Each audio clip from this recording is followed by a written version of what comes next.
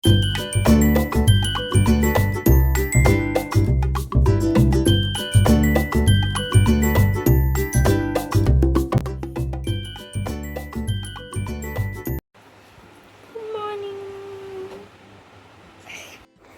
Guys, അപ്പോൾ ഇന്നത്തെ നമ്മുടെ വീഡിയോ എന്ന് പറയുന്നത് ഒരു സൺഡേ ഡേ ഇൻ മൈ ലൈഫാണ്.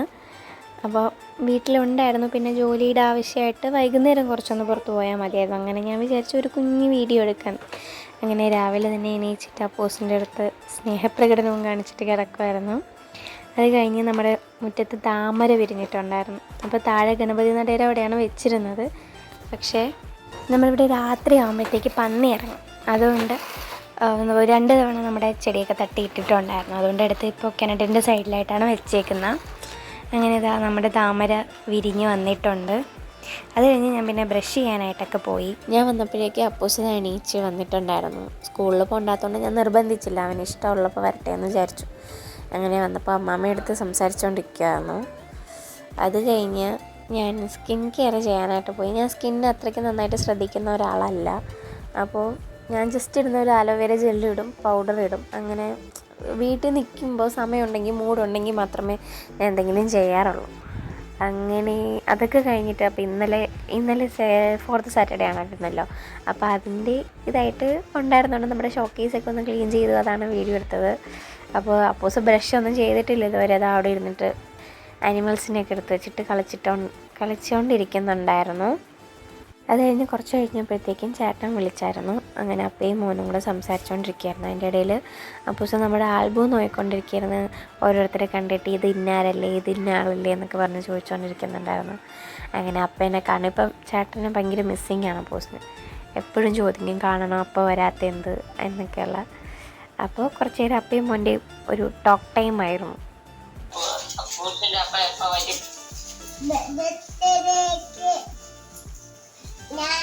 സംസാരമൊക്കെ കഴിഞ്ഞ് അപ്പൂസിത കഴിക്കാൻ വന്നിട്ടുണ്ടായിരുന്നു. ഇടയ്ക്ക് ബ്രഷ് ചെയ്തു. അതിൻ്റെ വീഡിയോ ഒന്നും ഞാൻ എടുത്തിട്ടില്ല, വെറുതെ എന്തിനാവശ്യമില്ലാത്ത വീഡിയോ ഒക്കെ എടുക്കുന്നതെന്ന് കരുതി. അങ്ങനെ അവന് ഞാൻ കഴിക്കെടുത്തോണ്ട് വന്നപ്പോഴത്തേക്കും അവൻ പറഞ്ഞ അവന് കുഞ്ഞു കൊടുത്താൽ മതിയെന്ന്. അങ്ങനെ പിന്നെ അനിയത്തി വാരി കൊടുത്തു. പിന്നെ ഞാൻ കഴിക്കാനെടുത്തു. പുട്ടും പഴവും പപ്പടവും ആയിരുന്നു കാപ്പി ഉണ്ടായിരുന്നത്. അങ്ങനെ രാവിലത്തെ പരിപാടിയൊക്കെ ഒരുവിധം ഒതുങ്ങിയപ്പോഴത്തേക്കാണ് നമ്മുടെ അടുപ്പ് പണിമുടക്കി. അങ്ങനെ നമുക്ക് ഇത് ഞങ്ങളുടെ കല്യാണത്തിന് ഗിഫ്റ്റ് കിട്ടിയതാണ്, വിരുന്ന് കിട്ടിയതാണ് ജാക്സൺ. ഇതുവരെ ഇത് പുറത്തെടുത്തിട്ടില്ല, പൊട്ടിച്ചു പോലും നോക്കിയിട്ടുണ്ടായിരുന്നില്ല. അങ്ങനെ ഇന്ന് നമ്മുടെ അടുപ്പ് കത്തുന്നില്ല, തീ എത്ര എരിച്ചിട്ടും തീ കത്തുന്നില്ലായിരുന്നു.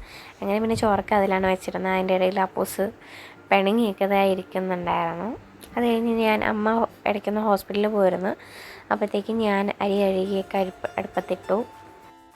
അതിനിടയിൽ അനിയത്തിയത് ഇവിടെ തോരത്തിനിരുന്ന് അരിയുന്നുണ്ടായിരുന്നു. അപ്പൂസ് ടി വിയും കണ്ട് എന്തൊക്കെയോ പേപ്പറൊക്കെ നോക്കിക്കൊണ്ടിരിക്കുകയായിരുന്നു. അതൊക്കെ കഴിഞ്ഞ് ഞാൻ കുളിച്ചിട്ട് വന്നിട്ടുണ്ട്.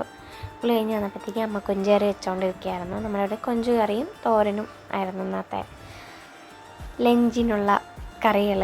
അപ്പോൾ അതാ കുഞ്ഞൂസ് വന്നിട്ടുണ്ട്. കുഞ്ഞൂസും അപ്പൂസും ഇവിടെ നിന്ന് ഷോക്കേസ് ഇരുന്നു എല്ലാ പാവയും എടുത്തിട്ടിട്ട് കളിക്കുന്നുണ്ടായിരുന്നു. അത് കഴിഞ്ഞിട്ട് എൻ്റെ ഒരു ചുരിദാറിന് ഫ്രണ്ട് പോർഷനിൽ അധികം വർക്കൊന്നുമില്ലായിരുന്നു. ഇങ്ങനെ ഈ ത്രെഡ് വർക്ക് മാത്രമേ ഉണ്ടായിരുന്നുള്ളൂ. അപ്പോൾ ഞാൻ വിചാരിച്ചു അതിൽ എന്തെങ്കിലും ചെയ്യാമെന്ന്. കാരണം നമ്മൾ ഫോട്ടോസിലൊക്കെ വരുമ്പോഴത്തേക്കും ഒരു എടുപ്പ് തോന്നുന്നില്ല. അപ്പോൾ ഞാൻ വിചാരിച്ചത് ഈ കണ്ണാടി പോലത്തെ ഈ ഒരു സംഭവം ഞാൻ വാങ്ങിച്ചു വെച്ചിട്ടുണ്ടായിരുന്നു, എപ്പോഴെങ്കിലുമൊക്കെ എടുക്കാമെന്ന് വിചാരിച്ച്. കാരണം അമ്മ ഇവിടെ തയ്ക്കും, അപ്പോൾ നല്ല രീതിയിൽ വർക്കൊക്കെ ചെയ്ത് നമുക്ക് ഡ്രസ്സൊക്കെ വരുമ്പോൾ ഞാനാണ് അതിൻ്റെ എംബ്രോയ്ഡറി അങ്ങനെയുള്ള ചെറിയ ചെറിയ സാധനങ്ങളൊക്കെ ചെയ്യുന്നത്. അപ്പോൾ ഞാൻ ഇത് ഒരു ഡ്രസ്സിൽ നിന്ന് നമ്മൾ തയ്ക്കാൻ കൊണ്ടുവന്ന ഡ്രസ്സിൽ നിന്ന് ഇളക്കി എടുത്തിട്ടുള്ള ബീഡ്സ് ആയിരുന്നു. ഞാൻ അത് സൂക്ഷിച്ച് വെച്ചിട്ടുണ്ടായിരുന്നു. അപ്പോൾ ഞാൻ വിചാരിച്ചു രണ്ടും കൂടെ മിക്സ് ചെയ്ത് വെച്ച് കൊടുക്കാം.